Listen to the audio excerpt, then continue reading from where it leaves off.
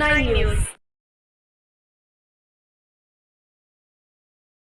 విశాఖలో గణతంత్ర దినోత్సవం సందర్భంగా బ్రహ్మకుమారి రమక్కయ్య ఆధ్వర్యంలో ఈరోజు జెండా ఆవిష్కరణ అనంతరం ఆవిడ చేసిన కార్యక్రమాలు పిల్లలకి ఆర్థిక సాయం, రోడ్డు పక్కన ఉన్న ముసలి వాళ్ళందరికీ కూడా టీ కాఫీలు పంపిణీ చేశారు. మరిన్ని విషయాలు ఆవిడ మాటలు.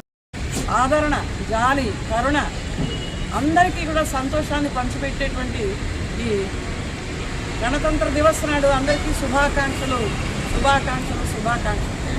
దుఃఖము, దారిద్రము, శోకము, భయము, మృత్యువు లేని రాబోతున్నటువంటి గోల్డెన్ ఏజ్ సుస్వాగతం.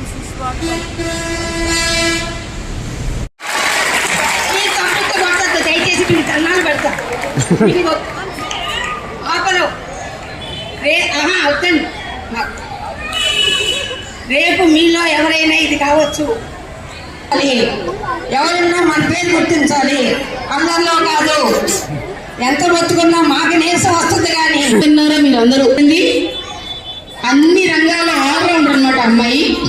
అలానే అమ్మాయి ఒక్కరికే నేను చెప్పట్లేదు, కానీ అనేక మంది మనమందరము భారతీయులము, మనమందరం ఒకటే, వన్ గాడ్ వన్ ఫ్యామిలీ. ఇప్పుడు మీ అందరూ ఇక్కడ కూర్చున్నారు, కానీ మీ తండ్రులు అయితే ఇక్కడ లేరు, ఇంటి దగ్గర ఉన్నారు. మీ నాన్నగారు ఏరి అంటే తప్పకుండా తీసుకొచ్చేనా చూపిస్తారు, లేకపోతే ఆయనైనా మనమైనా తీసుకొని చూపిస్తారు. అలాగే జాతులకి, మతాలకి, కులాలకి, ధర్మాలకి దేనికి కూడా అంటున్న విధంగా భగవంతుడు కూడా ఉంటారు. భగవంతుడి శక్తిని ఎవరైతే నమ్మరో వారు ప్రకృతి ద్వారా తెలుసుకోవచ్చు. Nature is equal to God అంటారు.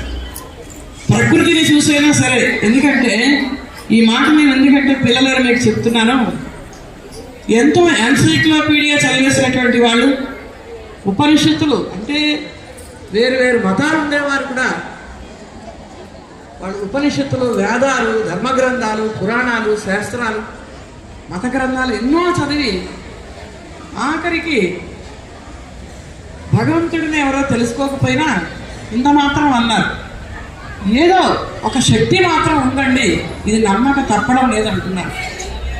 కానీ ఆ శక్తిని మన భారతదేశంలో చక్కగా గుర్తిస్తాం. పరమశివుడు, పరమేశ్వరుడు అంటూ ఎంతో ఉన్నత స్థానంలో శివాలయాలు మనం కడతాం. అమరనాథు, కేదారనాథు, బద్రీనాథ్. ఎటువంటి పుణ్య పవిత్ర భారతదేశంలో మనం జన్మించామంటే మరి ఏ దేశానికి కూడా పవిత్ర అమెరికా, పుణ్య అమెరికా అని లేదు. ఎందుకంటే మన భారతదేశంలోనే మనం ఈరోజు దేవాలయంలో పూజించేటువంటి సనాతన ధర్మంలో ఆ విగ్రహాలు, దేవతల విగ్రహాలు ఏదైతే ఉన్నారో లక్ష్మీనారాయణ, కృష్ణుడు లేరు. అదే కాకుండా వాళ్ళు మన భారతదేశాన్ని పరిపాలించి వెళ్ళారు. అదేవిధంగా మన భారతదేశం అనేక ధర్మాలకి, అనేక సంస్కృతులకి నిలయం కాబట్టి ఇటువంటి భారతదేశాన్ని, ఇన్ని రకాల జాతులు, మతాలు, కులాలు భారతదేశాన్ని ఏకదాటిపై నడిపించాలంటే మన దేశ నాయకులు అందరూ కూడా కలిపి ఈ 1950 సంవత్సరంలో జనవరి 26వ తారీఖున ఈ రాజ్యాంగ చట్టాన్ని రూపొందించారు. దానివల్ల ఈరోజు మనం అందరం కూడా సురక్షితంగా, సుభిక్షితంగా, సస్యశ్యామలంగా, ఆనందంగా ఉండగలుగుతున్నాం. మనలో ఏమాత్రం సందేహం లేదు.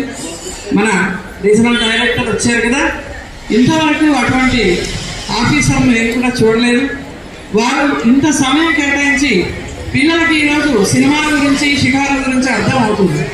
కానీ వారు ఏంటిలా చెబుతున్నారు, వీళ్ళు అర్థం చేసుకుంటారా అనుకున్నాను. కానీ ఆయన అర్థం చేసుకోకపోయినా మీ అందరికీ కూడా, మా అందరికీ కూడా ఇంజెక్ట్ చేశారు. చాలా తెలియని విషయాలు ఆయన ఏం చెప్పారంటే సాయంకాలం వరకు కూడా నేను చెప్తాను అన్నారు. అంటే రాజ్యాంగం గురించి తెలియని విషయాలు మనం ఏ రోజు పట్టించుకోవడం లేదు. అయితే మేము బ్రహ్మకుమారి ఈశ్వర విశ్వవిద్యాలయం ఈరోజు ఒక సాంఘిక సేవ చేయడానికి మేము ఉదయాన్నే ఒక 12 కిలోలు 13 కిలోల ఉప్మా తయారు చేసుకున్నామండి. తయారు చేసుకుని టీ కూడా తయారు చేసుకుని మన రోడ్డు మీద ఉండేటువంటి ఆహారంతో ఆకలికి బాధపడే వాళ్ళు ఉంటారు, మనకి ఈరోజు పొద్దున అందరికీ కూడా ఇస్తూ దేశభక్తులు అందరూ ఎంతమంది ఉన్నారో తెలుసుకున్నాను. ఎందుకంటే నాకు ఇవాళ కనిపించింది ఏంటంటే దీన్ని ఒకరోజు ఒక దేశభక్తి గీతం వింటేనే చాలు, జనగణమన వందే మాత్రం వింటేనే చాలు మనలో రక్తం ఉప్పొంగుతుంది. అలాంటిది ఎవరో మన సంచులు పట్టుకుని కోటల మీద అటు ఇటు పోతున్నారు. ఏ ఒక్కరు కూడా ఏ దేశభక్తి గీతాన్ని కూడా వింటూ మా వేళ వేస్తున్నప్పుడు వాళ్ళు ఎవ్వరూ స్పందించలేదు. ఒక్కరంటే ఒక్కరు కూడా స్పందించలేదు. అంటే మనలో దేశభక్తి ఎంత ఉందన్నది ఈవేళ మనకు బయటకు వస్తే తెలుస్తుంది అన్నమాట. ఇటువంటి రిపబ్లిక్ డేలు, ఇటువంటి స్వతంత్ర దినాలు సంవత్సరానికి ఒకటి చేసుకునే దురదృష్టం మనకు అందుకే వచ్చింది. కాబట్టి అది పండుగను అనుకోండి 4 సెలవులు 5 సెలవులు ఇచ్చేస్తారు. కానీ అప్పుడు అంతా కూడా భారతదేశంలో ఇన్ని సెలవులు మన ఎడ్యుకేషన్ ఉన్న కారణంగా మనం లేజీ అయిపోతున్నాం, ఈజీ అయిపోతున్నాం. అయితే ఇప్పుడు ఈ విషయాలన్నీ కూడా నేను చెప్పను. అంత క్రితం కూడా పిల్లలకి మేము మెడిటేషన్ చెప్పడానికి వచ్చామండి. అయితే తెలుగు ఈ యొక్క ప్రోత్సాహం ఇచ్చిన వారు నర్రా సీతామహాలక్ష్మి గారు, వాళ్ళు చాలా డెడికేటెడ్ టీచర్స్. ఇప్పుడు లేరని కాదన్నాను, ఇప్పుడున్నటువంటి పరిస్థితుల్లో కంటే కూడా వాళ్ళు ఇంకా మన పిల్లల్ని ఈ విధంగా తీర్చిదిద్దుతున్నారు. ఈవేళ మా ఉదయలక్ష్మి గారు ఉన్నారు, ఆవిడకి ఏజ్లో ఏమి పట్టింది, రాళ్ళు రప్పరొట్టు కింద పడిపోతారు.